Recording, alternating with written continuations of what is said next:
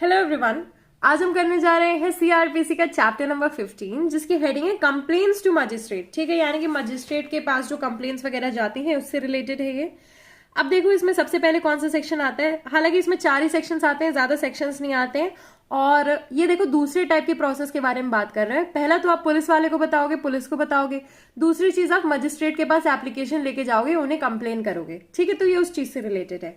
अब इसमें सबसे पहले क्या आता है, मजिस्ट्रेट के पास अगर आप कंप्लेन लेके गए तो क्या होगा, उसकी एग्जामिनेशन होगी। ठीक है, ये 100 मार्क्स आए हैं 200 में, तो ये क्या एग्जामिनेशन हो गया ना। एग्जाम में आपके 100 नंबर आए हैं 200 में से, तो वैसा लिख दिया है मैंने।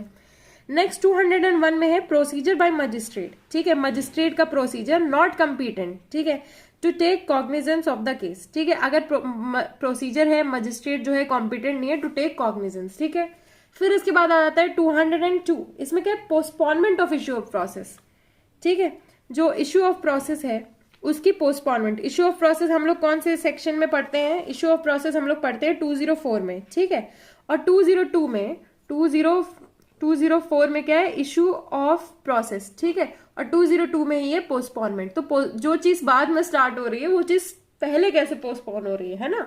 तो वही है कि अगर देखो 204 में है इश्यू ऑफ प्रोसेस कर दो 202 के बाद, पर अगर 202 आ जाता है तो मतलब पोस्टपोन हो गया। उसके पर्टिकुलर रीजंस होते हैं, वो आपके बारे में हम इसके बारे में हम जब बेरट के प्रोविजंस पढ़ेंगे तब बात करेंगे। इसके बाद आ जाता है इसमें डिस्मिसल ऑफ कंप्लेंट। दोनों में क्या हो रहा है, कुछ रुक रहा है, इधर स्टॉप, इधर पॉज हो रही है और इधर क्या एकदम स्टॉप ही हुआ जा रहा है। ठीक है, तो इसमें सबसे इंपॉर्टेंट जो चीज आती है वो यही आता है कि एग्जामिनेशन करो कंप्लेन का, और इसके बाद जो मजिस्ट्रेट कंपिटेंट नहीं है वो कॉग्निजेंस ले रहा है तो क्या होगा। तो अब हम चलते हैं इसके बेरेट के प्रोविजंस पे। सेक्शन नंबर 200 बात करते हैं एग्जामिनेशन ऑफ कंप्लेनेंट। ठीक है, मैंने आपको कंप्लेंट बोला था बट वो कंप्लेनेंट है। ठीक है, जिसने कंप्लेन की है उसका एग्जामिनेशन। तो मजिस्ट्रेट क्या करेगा, कॉग्निजेंस लेगा। ठीक है, कंप्लेन आने के बाद कॉग्निजेंस लेने के पहले वाला ये कॉग्निजेंस है। Magistrate taking cognizance of an offence on complain. ठीक है, कंप्लेन आएगी उसके पास, फिर वो कॉग्निजेंस लेगा। तो वो क्या करेगा, एग्जामाइन करेगा। किसको, कंप्लेनेंट को। कंप्लेन को नहीं, कंप्लेन तो तुमने पढ़ ली, पर अब एग्जामिन करेंगे उसको, कंप्लेनेंट को। किस पे, ओथ पे। ठीक है, तो इधर एक चीज लिख लो, या तो इस पेपर में लिख लो सबसे पहले, ओथ पे। एग्जामिनेशन किस पे होगी, ओथ पे। ठीक है, ये चीज हो गई। फिर इसके बाद क्या है, the complainant and the witness present. ठीक है, ओथ पे किसकी एग्जामिनेशन होगी, कंप्लेनेंट की, विटनेस की। ठीक है, if any and the substance of such examination shall be reduce to writing. फिर इसके बाद जो एग्जामिनेशन वगैरह है वो राइट कर लिया जाएगा, साइन कर लिया जाएगा। कंप्लेनेंट साइन करेगा एंड द विटनेसेस, जिसकी एग्जामिनेशन ली गई है वो साइन करेगा, and also by the magistrate, जिसने ली है। ठीक है, ओथ पे होगा। फिर उसके बाद एग्जामिनेशन जो है रिपोर्ट क्या हो जाएगी, साइन हो जाएगी। ठीक है, बस ये चीज याद रखनी है। फिर इसके बाद क्या है, provided that when the complaint is made in writing. Complain जो है राइटिंग में की गई है तो magistrate need not examine the complainant and the witnesses. ठीक है, अगर देखो एक होता है आप मौखिक जाके बोल रहे हो तो आपको ओथ वगैरह पे देखा जाएगा, एक होता है आप लिखित दे रहे हो तो एग्जामिनेशन की जरूरत नहीं है। ठीक है, if the public servant acting or purporting to act in the discharge of his official duties or a court has made the complaint। ठीक है, अब लिखित दी है तो उसमें दो चीजें हैं। ठीक है, पहला तो क्या है, पब्लिक सर्वेंट दे रहा है। ठीक है, और दूसरी चीज है, if the magistrate make over the case of inquiry or trial to another magistrate under section 192। ठीक है, और दूसरा क्या, अगर मजिस्ट्रेट से पूछ रहा है। ये दो चीजें हैं, इसमें आपको लिखित देनी है और वैसे मौखिक देने की जरूरत नहीं है। इसमें आप एग्जामिन नहीं करोगे क्योंकि ये ऑलरेडी क्या है, पब्लिक सर्वेंट्स है, पब्लिक ऑफिसर्स हैं, इनकी ये गजेटेड ऑफिसर्स हैं, इनकी एक अलग से रिस्पॉन्सिबिलिटी ही बनती है इस चीज में। अब हम आते हैं इसके प्रोविजो पे। Provided further that if the magistrate makes over the case to another magistrate under section 192 after examining the complainant and witness, the latter magistrate need not re examine. एक बार री एग्जामिन हो गया, दूसरी बार री एग्जामिन करने की बिल्कुल जरूरत नहीं है, ये इसके प्रोविजो में है। ठीक है, तो जनरली क्या होता है, एग्जामिनेशन होता है, पर एग्जामिनेशन कब कब नहीं होता है, जब आप लिखित दे रहे हो और आप एक पब्लिक अथॉरिटी हो। और दूसरी चीज, जब आप ऑलरेडी एक बंदे ने एग्जामिन कर लिया है, एक मजिस्ट्रेट ने, तो दूसरे मजिस्ट्रेट को एग्जामिनेशन की कोई जरूरत नहीं होती है। नेक्स्ट सेक्शन आता है procedure by magistrate not competent to take cognizance of the case. अब देखो मजिस्ट्रेट जो है, ठीक है, देखो कंप्लेंट अगर एक मजिस्ट्रेट के पास की गई है जो कि कंपीटेंट नहीं है, जनरल पब्लिक जो होती है वो कंप्लेन करने जाती है, हर किसी की कॉम्पिटेंसी नहीं पता होती है। ठीक है, तो ये बहुत इंपॉर्टेंट प्रोविजन है। और तब वो कॉग्निजेंस लेता है तो वो क्या कर देगा, if the complaint is in writing. ठीक है, अगर लिखित है तो उसको क्या कर देगा, return it for presentation to proper court with an endorsement to that effect. ठीक है, राइटिंग में लिख देगा कि ये जो है सही कोर्ट को भेजो। दूसरी चीज है, कंप्लेंट अगर राइटिंग में नहीं है तो डायरेक्ट करेगा कंप्लेनेंट को, राइटिंग में नहीं तो कंप्लेनेंट खुद आएगा। ठीक है, उसको बोल देंगे जाओ तुम प्रॉपर कोर्ट में जाओ। ठीक है, तो वो खुद कुछ नहीं करेंगे, वो सामने वाले को बोल देंगे या तो तुम दूसरे को भेजो या तो तुम खुद ही जाओ, है ना। नेक्स्ट इसके बाद आ जाता है 202। सेक्शन 202 में बात होती है postponement of issue of process. हम इश्यू ऑफ प्रोसेस के बारे में पहले डिस्कस कर चुके हैं कि 204 में बात हुई है। ठीक है, तो अगर ये दोनों चीजें हो जाती, एग्जामिनेशन हो जाती है, कंप्लेंट, तो इसके बाद क्या होता है, इश्यू ऑफ प्रोसेस होता है। बट इसमें बात हुई है कि अगर इश्यू ऑफ प्रोसेस नहीं होता है तो क्या होगा।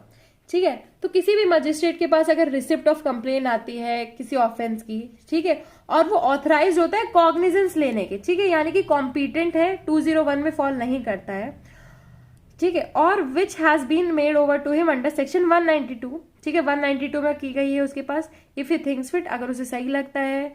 ठीक है, where the accused is residing as a page beyond the area in which he either inquires into the case himself. ठीक है, उसे लगता है कि उसे और जानकारी चाहिए तो वो क्या करता है, खुद इंक्वायर करता है या फिर डायरेक्ट करता है कि इन्वेस्टिगेशन की जाए उस चीज पे by police officer or by such other person as he thinks fit. ठीक है, देखो, for the purpose of deciding whether or not there is sufficient ground for proceeding. ठीक है, अगर देखो इश्यू ऑफ प्रोसेस करना है तो उससे पहले सफिशिएंट ग्राउंड होना चाहिए इश्यू ऑफ प्रोसेस का, और मजिस्ट्रेट को असमंजस में है कि इसे भेजे कि ना भेजें।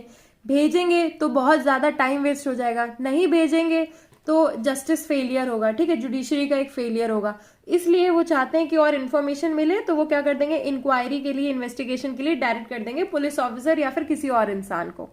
अब इसके बाद प्रोविजो है कि no such direction for investigation shall be made. ऐसी कोई भी डायरेक्शन इन्वेस्टिगेशन की नहीं की जाएगी जहां पे लगता है मजिस्ट्रेट को कि द ऑफेंस कंप्लेंट और it's triable exclusively by court of session. ठीक है, कोर्ट ऑफ सेशन का केस है, वहां पे नहीं भेजेंगे। नेक्स्ट क्या है, where the complaint has not been made by a court unless the complainant and the witness present have been examined under oath under section 200।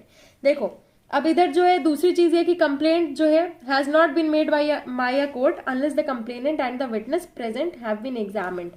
ठीक है, एग्जामिन कर लिया गया है, सब कुछ कर लिया गया है, तो क्या है, नहीं भेजेंगे इन्वेस्टिगेशन के लिए। नेक्स्ट इसके बाद आता है क्लॉज 2। देखो एग्जामिनेशन, देखो बी का पोर्शन का मतलब ये कि एग्जामिन कर लिया गया है, सब कुछ कर लिया गया और समझ में आ रहा है। ठीक है, तो जब समझ में आ रहा है तो इसका पर्पज ही नहीं फुलफिल होगा। नेक्स्ट इसके बाद है in an inquiry under subsection 1। ठीक है, सबसेक्शन 1 में हमने इंक्वायरी के बारे में बात की थी। मजिस्ट्रेट को सही लगता है कि एविडेंस ऑफ द विटनेस ले तो वो ओथ पे ले सकते हैं। ठीक है, take evidence of witness on oath.